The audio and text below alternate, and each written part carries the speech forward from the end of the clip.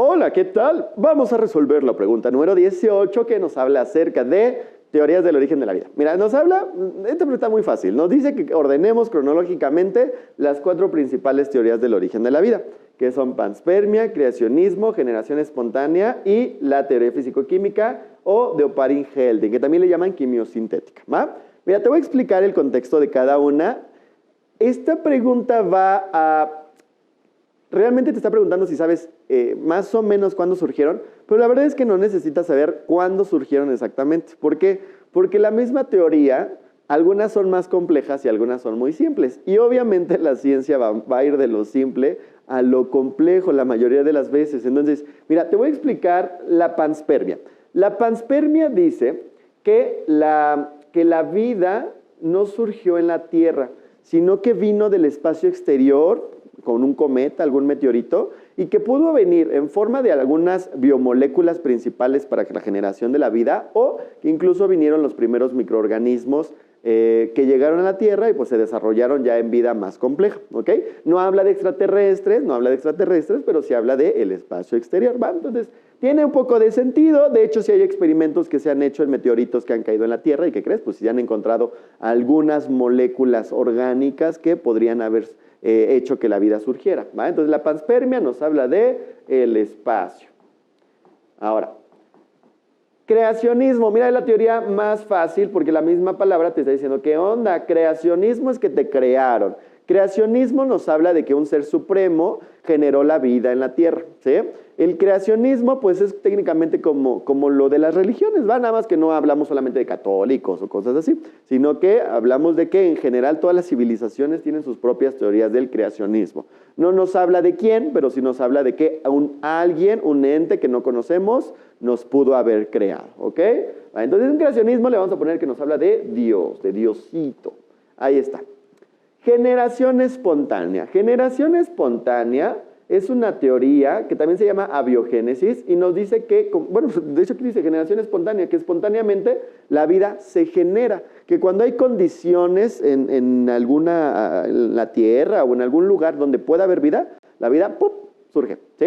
Es una teoría que ya está refutada porque la gente creía eso porque, por ejemplo, en tu sándwich ese que te llevabas a la escuela que se te olvidó como una semana porque no te acordaste, lo guardaste en una bolsa y ya que lo sacaste tenía como cosas verdes, ¿no? Ya olía feo, hasta tenía como pastocito ahí medio raro, gusanos, es más. Oye, pero tú no te llevaste un sándwich con hongos ni gusanos, entonces, ¿cómo surgieron esos hongos y gusanos? Ah, bueno, antes no se conocían los microorganismos, entonces antes creía que pues si había opción de crecer en el sándwich, el hongo iba a crecer. ¿De dónde salió? ¿Quién sabe? Pero iba a crecer porque sí.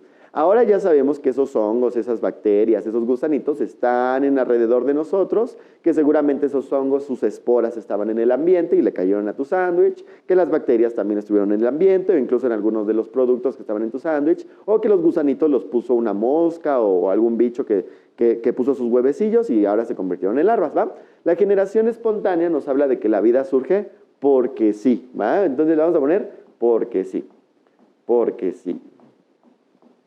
Y por último, la teoría físico-química de Oparin-Hellden, que nos dice que la vida se generó en la Tierra gracias a las moléculas que normalmente podrían existir en el universo, más el calor que había en ese tiempo de la Tierra primitiva, es decir, cuando se generó. Cuando se generó los océanos estaban llenos de calor, de químicos, pues sí, porque ahora la mayoría de los elementos o de los bioelementos, por ejemplo, se encuentran en los organismos, pero antes no había organismos, entonces estaban en el océano reaccionando con el calor de los volcanes y los truenos y los rayos y los gases, ¡pum!, de la nada se generó, mejor no dicho de la nada, químicamente se generaron las primeras biomoléculas que darían posteriormente lugar a la vida, ¿va? Entonces, la teoría físico-química de Oparin-Hellden nos habla de reacciones químicas. Reacciones químicas. Lo voy a anotar porque no se te olvide.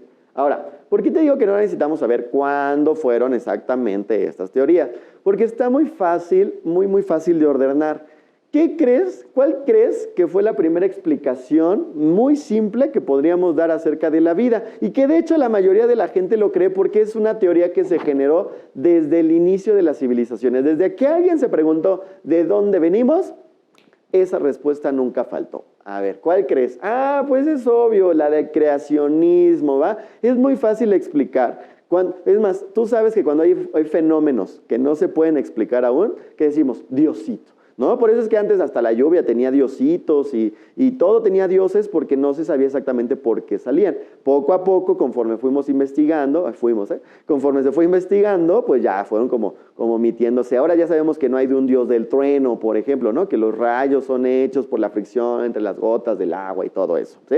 Entonces, todavía no hay explicación de la vida, por eso es que la teoría del creacionismo sigue muy, muy arraigada. Entonces, la primera sería la del creacionismo, la del diosito. Entonces, vamos a iniciar con un 2, ¿va? Ahora ya matamos creacionismo, shalala, shalala. Ahora, la siguiente respuesta que alguien dijo, porque toma en cuenta que antes no sabíamos que existía el universo, ni tampoco cómo se había hecho la Tierra, eso ya se necesita mucha ciencia. Entonces, ¿cuál crees que sea la segunda respuesta?